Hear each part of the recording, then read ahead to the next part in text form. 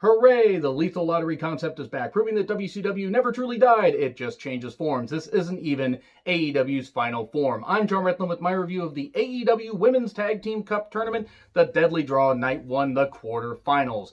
You don't think that's too wordy? That's obviously not going to be the full title. So this is their big, deal for the women. You get 16 women, 8 teams, all human centipede together, and you're getting the first 2 quarterfinal matches tonight, and then they're going to be doing shows, I assume, every Monday for the next few weeks.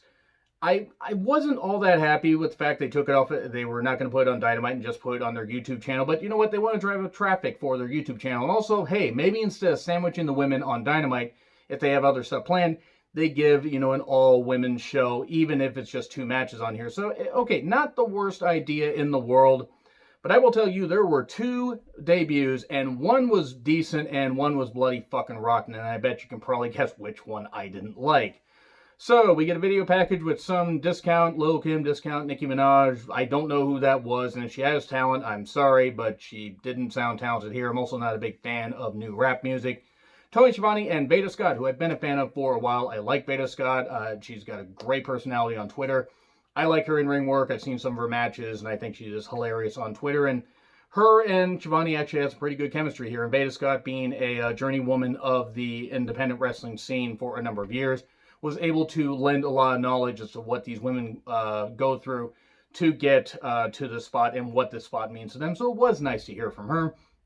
And we get Shaw Guerrero as the ring announcer, and she was the only Guerrero on the show. Vicky Guerrero, no relation at all between them. Vicky and Shaw, they've never even seen each other. We've never met, have we? It's like an old magic trick. So anyway, she's the ring announcer, and then Medusa hosts. Medusa was better here than she was at another pay-per-view recently, or in the last year or so. She seemed a little lost by the end, but Medusa is a legend in women's wrestling, as opposed to Melina. When they said the NWA, oh boy. The Nightmare Sisters, Allie and Brandy, Cody's nepotism project. Draw colors, they got red, cool, must be that time of the month. Boy, I'm going to get a lot of hate for this. And we get Penelope Ford and Penelope, if you will. I'm proud of that. I can already hear the collective groans from everybody, and they took on the Nightmare Sisters. I wonder who won. Kip was in the corner of Penelope, if you will. I think they should actually keep teaming up. Mel, feature her more. She has a good look. She's taller than the other women, and also she has a good statuesque look. She stands out, not just because of the shaved head, but because she's in shape and she can move pretty well. And then Dustin was at ringside. Also QT, good to see him back after his scare with the ongoing, global bullshit pandemic thing.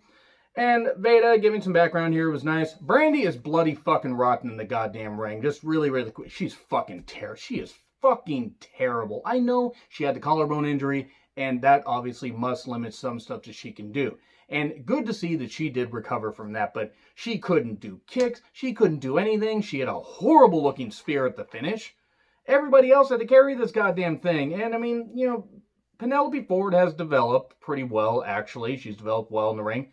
Mel has been featured enough where she hit a leg drop that looked like she friggin' killed her tailbone there.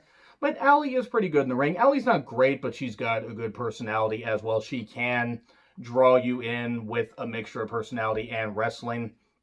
But, my God, a spear for 3 after, and Mel got pinned.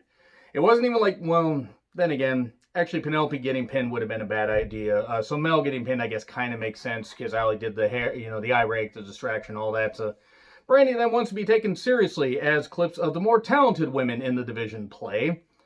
I know it sounds like I'm ripping on Brandy. I don't think she's a bad person. I honestly don't, but she is Stephanie McMahon 2.0 because she's being featured in a spot that she has not earned. I'm not saying that she ain't trying in the ring, but what she's trying ain't fucking working, and she really is bad. She may be the worst women's wrestler since Sable, which is saying a lot. Well, she's about as bad as Velvet Sky, let's say that much. So we get Tanaya Conte, how I always screwed up her name, from NXT, and Anna Jay, who had Brody Lee there, because they won't drop this goddamn Dark Order nonsense. They took on Nyla Rose and the former Cameron, Arian Andrew. Okay. I'm going to try to be kind here and just say it, the former Cameron may have improved, but when you are literally at the Earth's core, if you come up 2 feet, it's really not much of an improvement. She remembered how to pin somebody correctly after trying to do the split leg. At least that was nice. But she was not very good. But after seeing Brandy, and nobody is going to look as bad as Brandy did in the goddamn ring. Double chokeslam by Nyla. Nyla seemed to legit hurt her knee either, and I hope she actually was okay. I hope she was just selling. Because Conte actually, kept targeting the knee. That was some pretty good stuff.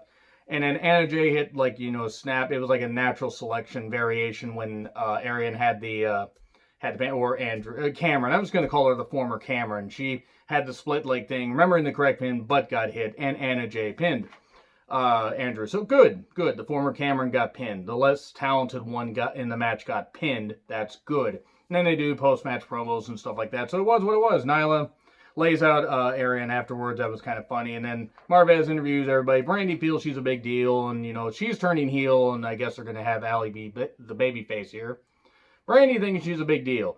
Brandy, if it wasn't for your goddamn husband, look, you wouldn't be on camera in this wrestling company. I'm just saying. If it was anybody else, she might be featured, she might be featured as a social media employee or something like that. It's like, and I'd say the same damn thing if Brandy was more talented one as opposed to Cody. So I'm sure I'm going to get some hate for that. But you know what? I'm glad to see the women being featured. I'm excited to see what they do next week. So let me know what you guys think in the comments. Like, share, subscribe, Twitter handle in the description. I'm John Ritlin. I'll see you soon.